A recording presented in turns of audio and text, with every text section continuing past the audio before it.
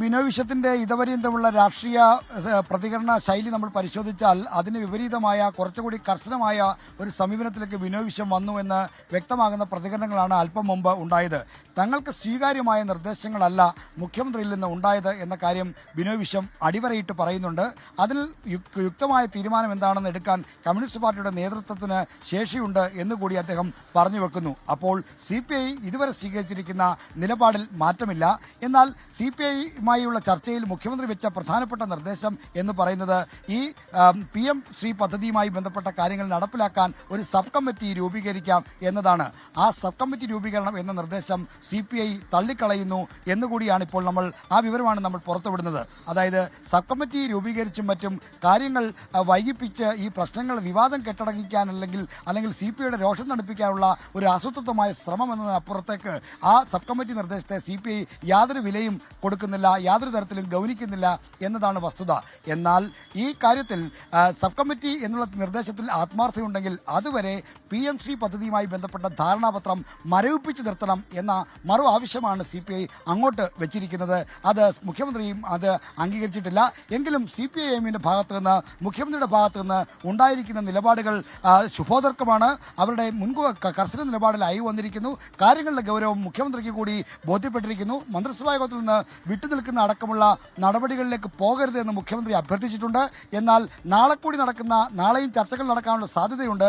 നാളെ നടക്കുന്ന ചർച്ചകൾ ധാരണയാകുന്നില്ലെങ്കിൽ ബുധനാഴ്ച നടക്കുന്ന മന്ത്രിസഭാ യോഗത്തിൽ നിന്ന് CPI വിട്ടുനിൽക്കും എന്ന കാര്യമാണ് ഇപ്പോൾ തീരുമാനിച്ച് പിരിഞ്ഞിരിക്കുന്നത്. എങ്കിൽ പോലും അവസാന മണിക്കൂർ വരെ, അതായത് മന്ത്രിസഭാ യോഗം ബുധനാഴ്ച രാവിലെ 10 മണിക്കാണ് നടക്കുന്നതെങ്കിൽ 9 മണി വരെയുള്ള സമയത്ത് പോലും ചർച്ചകൾ നടക്കാനും കാര്യങ്ങൾ മാറിയറിയാനുള്ള സാധ്യതകൾ നമ്മൾ കാണണം. രാഷ്ട്രീയ തീരുമാനങ്ങൾക്ക് എപ്പോഴും അത്തരത്തിലൊരു ഗ്യാപ്പ് ഇട്ട് മാത്രമേ കാര്യങ്ങളെ നമുക്ക് കാണാൻ കഴിയൂ. എങ്കിൽ പോലും ഇതുവരെയുള്ള തീരുമാനം തങ്ങൾക്ക് സ്വീകാര്യമായ നിർദ്ദേശങ്ങളല്ല മുഖ്യമന്ത്രി മുന്നോട്ട് വെച്ചത്.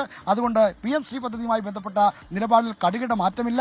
മന്ത്രിസഭാ യോഗത്തിൽ നിന്നും വിട്ടുനിൽക്കാനുള്ള തീരുമാനം എടുത്തിരിക്കുന്നു. എന്നാൽ ഇനിയുള്ള ചർച്ചകളിൽ പ്രതീക്ഷ വെക്കുന്നു. ആ ചർച്ചകളിൽ ധാരണയായില്ലെങ്കിൽ ബുധനാഴ്ചത്തെ മന്ത്രിസഭാ യോഗത്തിൽ CPI മന്ത്രിമാരായ K രാജനും P പ്രസാദും GR അനിലും J ചിഞ്ചറാണിയും പങ്കെടുക്കുകയില്ല. Sreeth, രാഷ്ട്രീയ ആത്മാഭിമാനത്തിന്റെ മൂർധാവിൽ ഒരു വെട്ടുകൊണ്ട് ആ വെട്ടിൽ നിന്ന് ചോരയൊലിച്ച് നിൽക്കുകയാണെങ്കിൽ കൂടിയും CPI അതിന്റെ രാഷ്ട്രീയ പക്വത കൈവിടുന്നില്ല. നേരത്തെ ശ്രീത്ത് പറയുന്നത് വേണമെങ്കിൽ മറ്റന്നാളത്തെ മന്ത്രിസഭാ യോഗത്തിൽ മന്ത്രിമാർ വിട്ടുനിൽക്കുന്ന കാര്യം ബിനോയ് വിശ്വം ഇപ്പോൾ തന്നെ പ്രഖ്യാപിക്കാമായിരുന്നു. പക്ഷെ അങ്ങനെയല്ല. നാളെ കൂടി ചർച്ച നടക്കുന്നുണ്ടോ എന്ന് നോക്കട്ടെ. അവസാന നിമിഷം വരെ ഈ പറയുന്ന CPIക്കുണ്ടായ വലിയ രാഷ്ട്രീയ വേദനയ്ക്ക് പരിഹാരമുണ്ടോ എന്ന് നോക്കട്ടെ. അത് കഴിഞ്ഞ് 10 മണിയെ തീരുമാനം പ്രഖ്യാപിക്കും എന്നുള്ളത് അത് ഒരു രാഷ്ട്രീയ പക്വത കൂടിയാണ് ശ്രീത്ത്. തീർച്ചയായും ഹാഷ്മി, ഇപ്പോഴും CPI LDF വിടുമെന്നുള്ള തീരുമാനത്തിലേക്കോ അത്തരമൊരു ആലോചന പോലുമോ CPIയുടെ നേതൃത്വത്തിലില്ല. LDF വിടുകാനല്ല, മറിച്ച് LDFനകത്ത് നിന്നുകൊണ്ട് ഈ മുന്നണിക്ക് സംഭവിച്ച നയവ്യതിയാനത്തെ, സർക്കാരിന് സംഭവിച്ച നയവ്യതിയാനത്തെ ചൂണ്ടിക്കാണിക്കുക, തിരുത്തിക്കുക എന്ന ഒരു സമീപനം മാത്രമേ ഈ തെരഞ്ഞെടുപ്പിന്റെ മൂർധന്യഘട്ടത്തിലും CPIക്കുള്ളൂ. മറിച്ച് LDFന്റെ മുന്നണി പൊളിച്ച് പുറത്തേക്ക് പോകാൻ CPI ഒരിക്കലും തയ്യാറല്ല.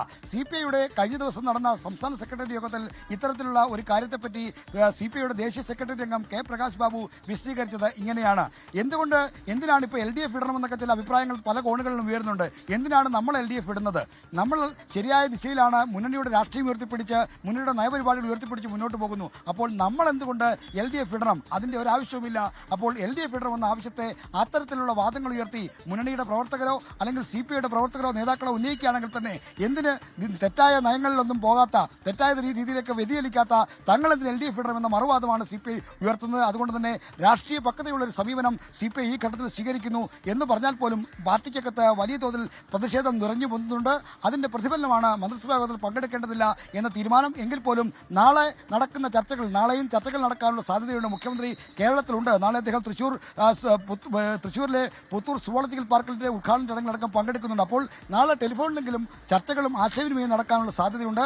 മുഖ്യമന്ത്രിക്കും CPI മന്ത്രിമാർ മന്ത്രിസഭാ യോഗത്തിൽ നിന്ന് വിട്ടുനിൽക്കുന്ന ഒരു വിവരം പുറത്തേക്ക് വരുന്നതിനോട് താല്പര്യമില്ല. അതുകൊണ്ട് സമവായത്തിനുള്ള എല്ലാ ശ്രമങ്ങളും നടക്കുന്നുണ്ട്. എന്നാൽ CPIയുടെ ആവശ്യം ഈ സബ് കമ്മിറ്റികളുടെ കാര്യത്തിൽ ആത്മാർത്ഥതയുണ്ടെങ്കിൽ അതുവരെ PM ശ്രീ പദ്ധതിയുടെ ധാരണാപത്രം മരവിപ്പിച്ചു നിർത്തണം എന്നുള്ളത് തന്നെയാണ്.